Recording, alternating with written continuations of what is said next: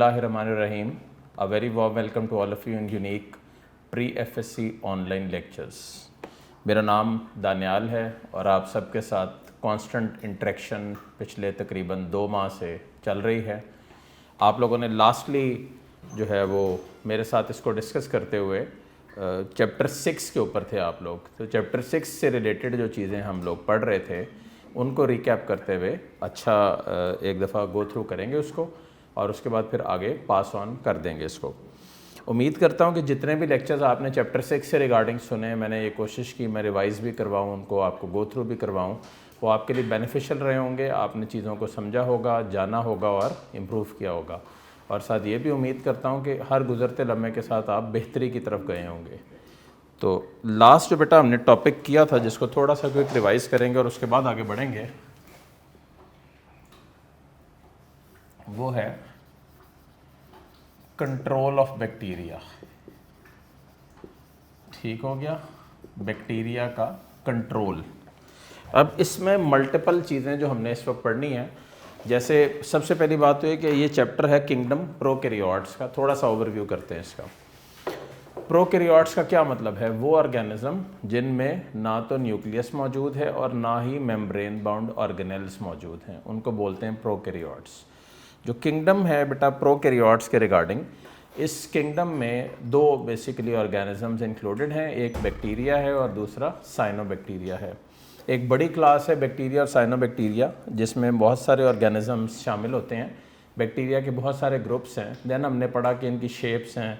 Then हमने इसको overall आगे बढ़ाते हुए इसकी मल्टीपल डिजीज़ कॉजिंग इफ़ेक्ट्स को भी देखा और फाइनली बायोलॉजी इस मोड पे पहुंची कि हमें इसको कंट्रोल कैसे करना है, यानी कि जो बैक्टीरियल सारा प्रोसेस है उसको रोकने के क्या तरीक़ेकार होंगे। तो ये मैंने आपको पढ़ाते हुए बताया था कि बोर्ड के अंदर कॉन्स्टेंटली ये लॉन्ग क्वेश्चंस के तौर पे आए हुए हैं और बार बार आए हुए हैं। तो मेरे बच्चों, इसको आप लोगों ने मिस नहीं करना और बहुत तरीके से इसको तैयार भी करना है। बोर्ड का 2018 का जो पेपर या 2019 का जो पेपर था उसका ट्रेंड चेंज हो गया। वो ट्रेंड क्या है कि उस पेपर में जो लॉन्ग क्वेश्चन थे वो उतने लॉन्ग नहीं आ रहे, शॉर्ट क्वेश्चन भी ऑल्टरनेट में लॉन्ग के तौर पे आ रहे हैं। ठीक है, तो अपेरेंटली देखने में ऐसे ही लगता है कि 4 मार्क्स का सवाल है तो कैसे जस्टिफाई होगा, लेकिन ये इस तरह आ रहे हैं। तो आपने भी अपने जहन में इन चीज़ों को इसी तरह रखना है। अच्छा, अब फिज़िकल मेथड्स क्या थे जो हमने पढ़े थे, क्विक रिव्यू देंगे इसको। फिज़िकली आप माइक्रोबियल ग्रोथ को, स्पेशली बैक्टीरियल ग्रोथ को किस तरह कंट्रोल कर सकते हैं। तो इसमें हमने जो पहले सबसे पढ़ा था वो था sterilisation technique. What is that? Sterilisation, strong heating at 120 degree Celsius and above. Points इसलिए रिवाइज करवा रहा हूँ, ये यूनिक नोट्स के अंदर भी आपको मिल जाएंगे। ये क्वेश्चन नंबर जो है वो 11 और 12 है, methods to control bacteria. Board के ट्रेंड वाइज हमेशा डिफरेंट आए हैं, सिर्फ लाहौर बोर्ड की बात नहीं कर रहा, मल्टीपल बोर्ड्स की बात कर रहा हूँ, क्योंकि बच्चे बहुत सारे शहरों के अंदर भी लेक्चर सुन रहे हैं। तो हर तकरीबन बोर्ड में ये सवाल आए हैं। इन केस अगर मेरे बच्चों को अब ये सवाल आते हैं तो उनको जस्टिफाई करने के लिए और लेकर चलने के लिए ज़रूरी जो है वो मैंने आपको बता दिया। ठीक है, अच्छा, तो स्टरलाइजेशन टेक्निक क्या होती है? 120 degree Celsius and above temperature के ऊपर स्ट्रॉन्ग हीटिंग, जिसकी वजह से क्या होता है कि जितने भी माइक्रोब्स वहाँ पे होते हैं वो ख़त्म हो जाते हैं या वो टूट जाते हैं, या टूट जाने से मुराद है उनके सेल्स ब्रेक हो जाते हैं। सेकंड, ड्राई हीट और मॉइस्ट हीट मेथड, दोनों ही इम्पॉर्टेंट हैं। ड्राई हीट का मतलब यही है ऐसी हीट जिसमें कोई भी मॉइस्चर कंटेंट शामिल नहीं है, और मॉइस्ट हीट से मुराद है वो हीट जिसमें मॉइस्चर कंटेंट डेफिनेटली शामिल है। अच्छा, अब ये ड्राई हीट और मॉइस्ट हीट में क्या है कि ड्राई हीट ऑक्सीडेशन करवाती है केमिकल कंस्टिट्यूएंट्स के, और जो मॉइस्ट हीट है वो प्रोटीन्स को कोगुलेट करवा देती। कोगुलेट करने का क्या मतलब होता है? उनको क्लॉट करवा देती, जिसकी वजह से जो है वो बैक्टीरिया जो भी है, जिसके भी प्रोटीन क्लॉट हुए हैं, वो उसकी नॉर्मल वर्किंग ही ख़त्म हो जाती है। ठीक है, देन मेरे बच्चों आप बताओगे रेडिएशन टेक्निक, ठीक है, या इलेक्ट्रोमैग्नेटिक रेडिएशंस या rays below 300 nanometre, very effective in killing the microbes. ठीक है, बहुत ज़्यादा इफेक्टिव होती हैं माइक्रोब्स को किल करने के लिए। इसमें सबसे इंपॉर्टेंट है गामा रेज। ठीक है, देन हीट सेंसिटिव कंपाउंड्स, वो बेटा कौन से होते हैं? हीट सेंसिटिव, वो कंपाउंड्स जिनको अगर थोड़ा सा ज़्यादा हीट कर दिया जाए तो क्या होता है कि उनका स्ट्रक्चर ही ब्रेक कर जाता है, as a result of that उनकी एफिशिएंसी ही ख़त्म हो जाती है। जैसे आपको एक कॉमन बताता हूँ, विटामिन डी का एक इंजेक्शन है, उसको बोलते हैं इन ड्रॉप डी, कॉमनली इस्तेमाल होता है, स्पेशली जो बुज़ुर्ग हजरात हैं वो उसको डेफिनेटली पीते हैं for improving there you can say the bones ability and mobility. तो ये इंजेक्शन अगर फ्रिज में ना रखा जाए तो क्या होता है कि हीट की वजह से ये इंजेक्शन अपनी असर खो बैठता है, अपनी एफिकेसी इसको बोलते हैं इंग्लिश में, वो खो बैठता है। अच्छा, अब ये इस बात का क्या मतलब हुआ? इसका बात का ये मतलब हुआ कि बहुत सारे ऐसे कंपाउंड्स हैं जिनको प्योरीफाई करने के लिए बैक्टीरिया से अगर हीट किया जाए तो ये तबाहकुन होता है, और उस हीट की वजह से क्या होता है कि इनके जितने भी असरात होते हैं, इनके एफिकेसी जो होती है वो तबाह हो जाती है। इसलिए फिर इन कंपाउंड्स को इम्प्रूव करने के लिए what the medical science has done is membrane filter techniques.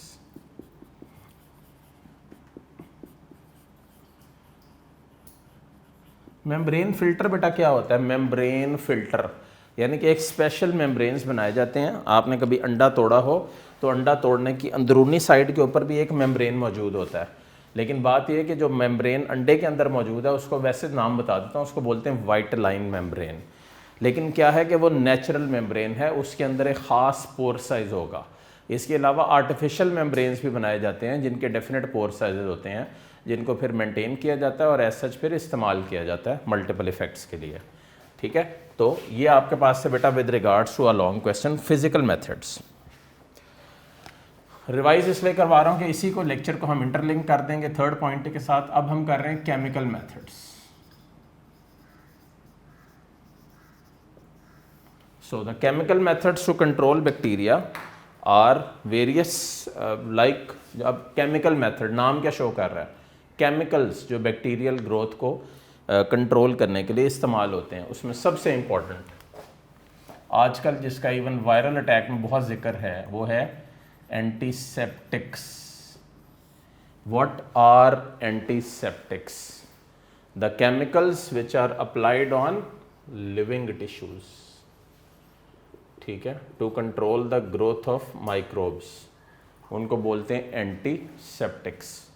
Common example Dettol. क्या है डिटोल? एंटीसेप्टिक लिक्विड है जो आजकल मार्केट में बहुत कम अवेलेबल है, उसकी वजह उसकी यूजेज बहुत ज़्यादा है। कोरोना वायरस के अटैक की वजह से लोग बहुत ज़्यादा डिटोल इस्तेमाल कर रहे हैं, क्योंकि डिटोल लिविंग टिश्यूज़ को क्लियर कर देता है, जर्म्स को सारे मार देता है जो स्किन के साथ लगे होते हैं। क्लास में एक बच्चे अक्सर मेरे से सवाल पूछते हैं कि ये हमें जर्म्स का पता क्यों नहीं लगता जो स्किन के साथ अटैच होते हैं, तो मैं उनको हमेशा ये जवाब देता हूँ कि अल्लाह ने कोई ऐसा रिसेप्टर नहीं लगाया आपकी स्किन पे, इसलिए बार बार हाथों को मुँह के करीब मत लेके जाएँ, बार बार हाथों को अपनी ज़बान के गिर्द मत घुमाएं, या उंगलियों को मुंह में मत डालें, या नाक के गिर्द मत लेके जाएं। उससे क्या होगा कि जो जरासीम आपके हाथों पे लगे हुए हैं वो आपके जिस्म में आ जाएंगे, और बेशक वो आजकल के दौर में इस वक्त जो है वो कोरोना वायरस भी हो सकता है और उसका अटैक भी हो सकता है। तो कोशिश ये करें कि अपने आप को नीट क्लीन रखें, सफाई निस्फ़ ईमान है, और बेसिकली इस्लाम की टीचिंग्स भी यही हैं कि अपने आप को साफ़ रखें। और चूँकि वबाई अमराज का वक्त है, ये पेंडेमिक सिचुएशन है, तो इसमें बचने का यही तरीका है, सफाई। ठीक है, तो ये तो बेटा हो गया एंटीसेप्टिक्स का। सेकंड है डिसइंफेक्टेंट्स।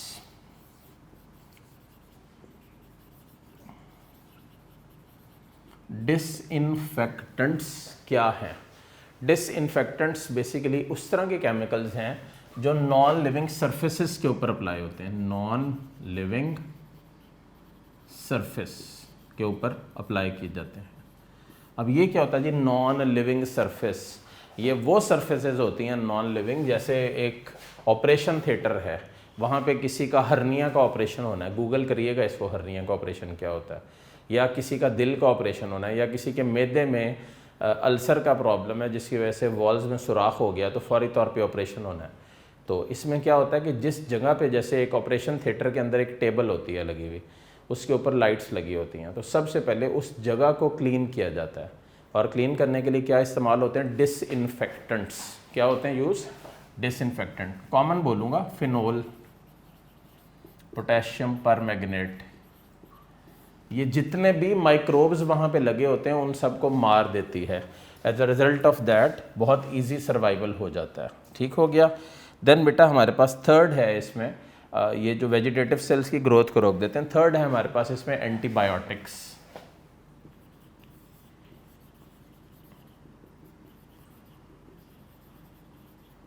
इनके साथ एक और वर्ड लिखा हुआ है, वो वर्ड अक्सर बच्चे पूछते हैं सवाल के अंदर कि sir what are chemotherapeutics, the agents responsible for maintaining the therapeutics of the body, या the agents responsible for maintaining the normal homeostasis of the body are called chemotherapeutics. ठीक है। और इसके साथ एक वर्ड लिखा मैंने एंटीबायोटिक्स, तो मैंने अब सब बच्चों को बताया था पहले भी, फिर रिवाइज कर दूं इसको। ये दो तरह की होती हैं, एक होती है माइक्रोबिसिडल और एक होती है माइक्रोबीस्टैटिक। ठीक है, माइक्रोबिसिडल और माइक्रोबीस्टैटिक। इनके अंदर एग्जाम्पल्स भी आपको यूनिक नोट्स के 115 पेज के ऊपर मिल जाएंगी, ये आपने लाजमी याद करनी है। माइक्रोबिसिडल कौन सी होती हैं? जो माइक्रोब्स को किल कर देती हैं। ठीक है, सिडल मारने वाली। Penicillin was obtained from a fungus by Alexander Fleming in 1928। ये बात मैंने पहले भी की थी। और वो फंगस पेनिसिलियम नोटेटम था जिससे पेनिसिलिन बनाई गई। ठीक है मेरे बच्चों, तो एक तो ये हो गया, और इसमें एग्जाम्पल क्या दोगे आप पेनिसिलिन की, और दूसरी है माइक्रोबीस्टैटिक। माइक्रोबीस्टैटिक क्या होती है?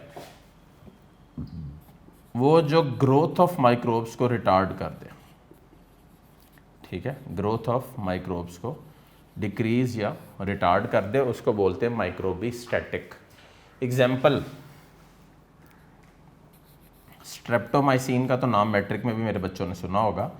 ये वो एंटीबायोटिक्स हैं जो ग्रोथ को रोक देती हैं। इसका मतलब ये हुआ कि बीमारी की शिद्दत कम हो जाती है। लेकिन मेरा ये ज़ाती ख्याल है, और डॉक्टर्स भी बहुत ज़्यादा इसके ऊपर बिलीव करते हैं, कि अगर आप बहुत ज़्यादा यही दवाई खाएं और फिर छोड़ दें तो उसके असरात इतने देर पा नहीं होते, दोबारा भी आपको इन्फेक्शन हो सकता है।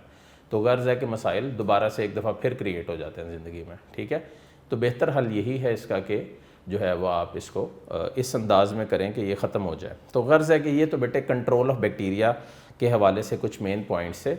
अब तीसरा और आखिरी मेन पॉइंट चैप्टर के इस मरहले पे, जिसको यहाँ पे लिंक कर रहा हूँ साथ और आपको बता भी रहा हूँ, और आपने यूनिक नोट्स 115 पेज से इसको देखना भी है, वो है वैक्सीनेशन या इम्यूनाइजेशन। तो अब हम इसको यहाँ पे बहुत डिटेल में इंशाल्लाह देखेंगे और इसके पॉइंट्स भी बनाएंगे साथ।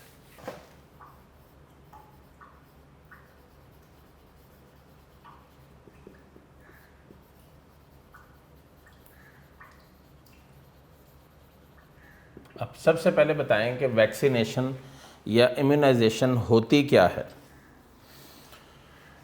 सबसे पहले देखें वैक्सीनेशन क्या होती है। मैं फिर बता दूं, चैप्टर 1 में बताया आपको और चैप्टर 5 में बताया, अब यहाँ पे बता दूं। वैक्सीनेशन एक टेक्निक है जिसमें वीकेंड या डेड पैथोजेंस, ठीक है, एक टेक्निक है जिसमें वीकेंड या डेड पैथोजेंस को इंजेक्ट किया जाता है बॉडी के अंदर। आपकी बॉडी का इम्यून सिस्टम उनके अगेंस्ट एक्टिव हो जाता है और एंटीबायोटिक्स बनाना शुरू कर देता है। उन एंटीबायोटिक्स के बनने से क्या होता है? उन एंटीबायोटिक्स से बनने से ये होता है कि आपकी बॉडी में इम्यूनिटी पैदा हो जाती है उस ख़ास एंटीजन या डेड पैथोजन के अगेंस्ट जो आपकी बॉडी में इंजेक्ट किया गया था। गर्ज है कि आपकी बॉडी वैक्सीनेटेड हो जाती है। कॉमन सवाल जो सारी दुनिया पूछ रही, क्या कोरोना वायरस की वैक्सीन दुनिया में बन गई है? क्योंकि पाकिस्तान में तो अनफॉर्चुनेटली रिसर्च वर्क नाम की कोई चीज़ नहीं यूनिवर्सिटीज़ के अंदर हो रही, कोई प्रॉपर वर्किंग नहीं है, कोई प्रॉपर उनकी एकेडमिक्स नहीं पाकिस्तानी यूनिवर्सिटीज़ की, इसलिए उम्मीद भी ना रखिए कि यहाँ से कोई वैक्सीन बनेगी। तो इस वक्त ऑक्सफोर्ड यूनिवर्सिटी और इसके अलावा दुनिया में 200 प्लेसेस पे 200 टॉप यूनिवर्सिटीज़ जो हैं वो इस वक्त कोविड-19 के ऊपर काम कर रही हैं। And according to that I guess China will take the lead of creating a vaccine against the कोविड-19। एंड इसको कोविड-19 इसलिए कहते हैं क्योंकि बेसिकली ये 2019 में इमर्ज हुआ था चाइना में। अपार्ट फ्रॉम दैट और इसमें कोई भी बात नहीं है, ठीक है, 19 के हवाले से। एनीवेज, वैक्सीनेशन या immunisation is a technique used against क्या, माइक्रोब्स, ठीक है। इसका मतलब ये हुआ कि वो दो तरह के माइक्रोब्स होंगे, या वो वायरस है या वो बैक्टीरिया है। क्या एंटी फंगल डिजीज़ के लिए भी वैक्सीन अवेलेबल हैं? एज सच कोई वैक्सीन अवेलेबल नहीं है। उसकी वजह ये, जितनी भी एंटी फंगल डिजीज़ होती हैं उसके अंदर ये इफ़ेक्ट्स इस तरह के नहीं होते जिसमें आप प्री मेच्योरली इसको अवॉइड कर सकें। या अदर वर्ड्स में मैं अगर कहूँ तो एंटी फंगल डिजीज़ के लिए जो बेसिकली प्लान आउट होता है, या ये जो सारा निज़ाम होता है, ये यूजली स्किन इन्फेक्शन की फॉर्म में होता है और वो गंदगी की वजह से होता है। जो लोग रोज़ नहाने के आदी नहीं है या कम से कम ऑल्टरनेट डेज़ के ऊपर नहीं नहाते, उनको ये मसले होते हैं फंगल डिजीज़ के। और इसके अलावा जिस्मानी गंदगी की वजह से और भी बहुत सारी बीमारियां जिस्म में फैलना शुरू हो जाती हैं, ठीक है। तो सफाई बेटा निस्फ़ ईमान है, उसको ज़रूर फॉलो करें। अच्छा, कुछ वर्ड्स हैं यहाँ पे, उन वर्ड्स को एक्सप्लेन करते हुए जो है वो इसको आगे बढ़ाते हैं। देखिए, मेथड्स ऑफ प्रिवेंशन या इम्यूनाइजेशन या boosting of the immunity, methods कौन से हैं? सबसे पहले हम क्या पढ़ेंगे? वैक्सीनेशन, और इसकी डिटेल देखेंगे सारे की। दोबारा एक दफ़ा देख लेते हैं। वैक्सीनेशन का प्रोसेस कब शुरू हुआ था या कब इसके ऊपर बात हुई थी? वैक्सीनेशन का प्रोसेस शुरू हुआ था जब एडवर्ड जेनर ने 1796 में, ये डेट और ये सारी जो डिटेल अब आप पढ़ रहे हो, या आपने पहली दफ़ा नहीं पढ़ रहे हो, यह बात आप पहले भी कर चुके हो। मैं एक दफ़ा फिर रिकैप कर रहा हूँ बेसिकली इसको, कि आपको इसको आना भी चाहिए और पता भी होना चाहिए। उसने 1796 में एक बच्चा था, उसका नाम भी यहाँ पे लिखा हुआ है, माइक फिप्स। इसने क्या किया एडवर्ड जेनर ने, कि उसने उस बच्चे में काउपॉक्स की पस इंजेक्ट कर दी, ठीक है, काउपॉक्स की पस इंजेक्ट कर दी। जैसे ही उसने इस बच्चे में काउपॉक्स की पस इंजेक्ट की, उसकी बॉडी में एंटीबॉडीज़ डेवलप हो गई, लेकिन इस वक्त ये बच्चा बीमार भी हो गया, इसको बुखार और दाने वगैरह जिस्म पे निकल आए। 14 डेज़ के लैप्स के बाद उसने इसी बच्चे में जो ह्यूमन डिजीज़ थी, वो काउ की डिजीज़ थी, ह्यूमन डिजीज़ स्मॉल पॉक्स है, वही है जो काउ पॉक्स है, बेसिकली उसी का नाम है स्मॉल पॉक्स। तो उसने इस के जो एक स्मॉल पॉक्स की जो पस का सैंपल था, आप समझ लो, वो इंजेक्ट कर दिया जी। तो मैं आपको बेटा ये बता रहा था कि स्मॉल पॉक्स का एक सैंपल लिया, इसके अंदर देखा, अब जब इंजेक्ट किया तो कोई इफ़ेक्ट नहीं आया। इसका मतलब ये था कि इस बीमारी के अगेंस्ट इम्यूनिटी डेवलप हो गई है, ठीक हो गया। अच्छा, इस सारे की बात को एडवर्ड जेनर की जितनी भी बात मैंने आपको बताई है कि अब इसको नहीं हुआ, इसी बात को बेटा टेकअप किया लुइस पैस्चर ने। यहाँ पे बहुत इंपॉर्टेंट चीज़ है कि लुइस पैस्चर ने तकरीबन 100 साल बाद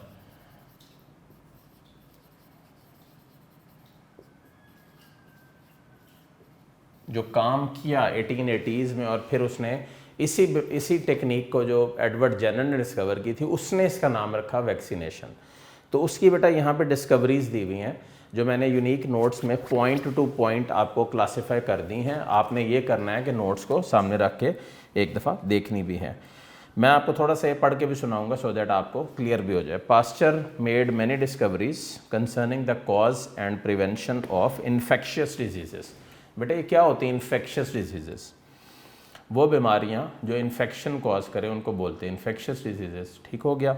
अच्छा, अब उसने 1880s के अंदर सबसे पहले जो लुइस पैस्चर काम कर रहा था, उसने चिकन कॉलरा, मुर्गियों में जो कॉलरा की बीमारी है, ठीक है, चिकन कॉलरा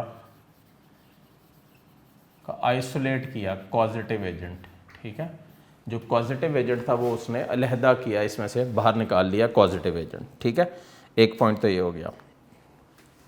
जो बाद में उसको पता लगता है कि ये तो कोई और अदर नहीं अपार्ट फ्रॉम बैक्टीरिया है, ठीक है, तो ये भी उसको साथ ही पता लग गया कि ये बैक्टीरिया है। और बैक्टीरिया के मेन करैक्टर मैं आपको पीछे बेटा पढ़ा के लाया हूँ, इसलिए आपको बहुत अच्छी तरह आना चाहिए कि बैक्टीरिया ये कैसे है और वायरस कैसे हो सकता है और ऑल दैट। अच्छा, ये बात यहाँ पे ख़त्म नहीं हुई है। नेक्स्ट पॉइंट ये है, उसको ये पता लगा, जो यहाँ पे लिखा हुआ है, एक दफ़ा पढ़ दूँ ज़रा, लाइंस मुश्किल हैं सो दैट आपको पढ़ना बहुत आसान हो। He found that the bacteria could lose their virulence. Virulence क्या होता है? Disease causing ability after standing and growing old. These attenuated or less virulent bacteria could still stimulate the host basically to cause further disease। अब उसने इस सारे को experiment को कैसे साबित किया कि उसने इस जो आइसोलेट किया इसको उसने ग्रो किया इन प्योर कल्चर।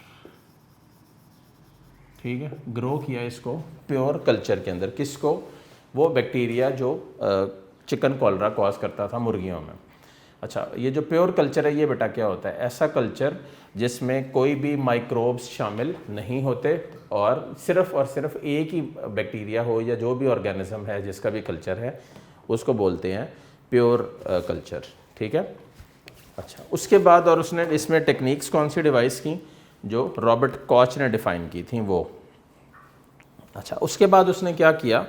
लाइन पढ़ दूँ। He arranged experiments for a public demonstration in which he repeated an experiment that had been successful in many previous trials in the laboratory. और उसके बाद उसने क्या किया? उसने इनोकुलेट किया हेल्दी चिकन को,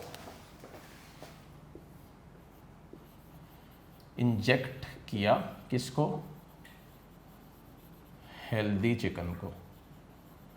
ठीक है, जब उसने इंजेक्ट किया हेल्दी चिकन को तो यहाँ से उसको पता लगा, उसने इसी जो हेल्दी चिकन को जो इंजेक्ट किया, लाइन भी पढ़ दूँ, and waited for them to develop chicken cholera and die, but to his dismay the chicken failed to develop the cholera and die. तो उसको ये पता लगा कि चिकन पे कोई भी इफेक्ट नहीं हुआ इस बीमारी का।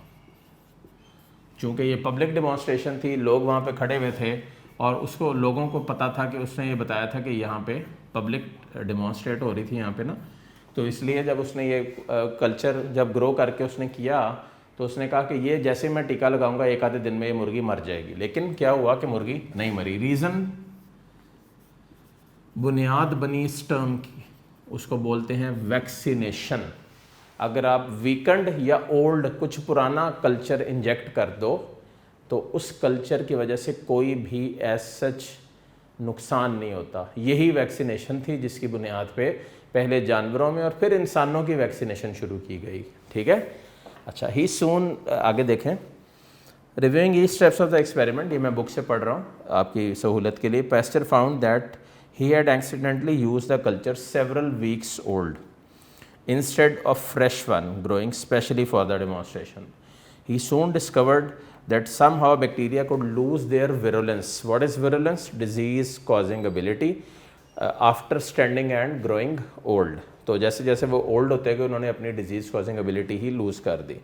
But these attenuated or less virulent bacteria could still stimulate the host to produce antibodies. और एंटीबॉडी प्रोडक्शन की वजह से क्या हुआ कि बैक्टीरिया गए ज़रूर चिकन में लेकिन उन्होंने कोई भी हार्म कॉज नहीं किया। अच्छा, यहीं पे बात ख़त्म नहीं हुई है। इसके बाद इसने एंथ्रैक्स के ऊपर काम किया। कैटल डिजीज़ है और यूजुअली इसके अंदर मुंह और खुर की स्किन पहले ख़राब होना शुरू होती है और फिर हर गुज़रते वक्त के साथ साथ ये स्किन इस कदर ख़राब हो जाती है कि मज़ीद उसके अंदर बेहतरी के चांस नहीं रहते। अच्छा, he called the attenuated cultures of bacterial vaccine and immunization with attenuated cultures of bacteria, जिसको आप वैक्सीनेशन बोल रहे हो। Then Pasteur honoured Edward Jenner, ये बात मैंने आपको पहले भी बता दी, who had successfully vaccinated a boy from against small pox in 1796। अच्छा, उस बंदे को, उस बच्चे का नाम भी लिखा हुआ है, जेम्स या माइक फिप्स। उसने क्या किया मैं फिर बता दूं एक दफ़ा, उसने रिकैप कर रहा हूं ये वैक्सीनेशन इम्यूनाइजेशन को। एडवर्ड जेनर ने 1796 में जेम्स फिप्स या माइक फिप्स, दोनों ही नाम हैं किताबों में, काउपॉक्स पस को इंजेक्ट किया, एंटीबॉडीज़ डेवलप होना शुरू हो गई, लेकिन उस वक्त वो बच्चा बीमार हो गया। अब नेक्स्ट टाइम उसने 14 दिनों के बाद जब उस बच्चे को इंजेक्ट किया तो उस बच्चे ने जो है वो उसमें फिर एक स्मॉल पॉक्स का सैंपल इंजेक्ट किया, लेकिन इस दफ़ा उसके ऊपर कोई भी इफ़ेक्ट नहीं हुआ, जिससे क्या साबित हुआ कि इम्यूनिटी प्रॉपरली डेवलप हो चुकी है और अब मज़ीद जो है वो कोई भी असरात जो हैं वो उसके ऊपर कॉज नहीं हो रहे। 1796 के बाद 1880s में लुइस पैस्चर सामने आया। ये वही बंदा था जिसने पेस्चराइजेशन टेक्निक को डिस्कवर किया था और उसके ऊपर वर्किंग की थी। तो पेस्चराइजेशन टेक्निक बेटा क्या होती है? वो टेक्निक जिसमें आप मिल्क या डेयरी प्रोडक्ट्स को 62 से 71 पे हीट करते हैं। तो किस से किस पे फिर बता दूं।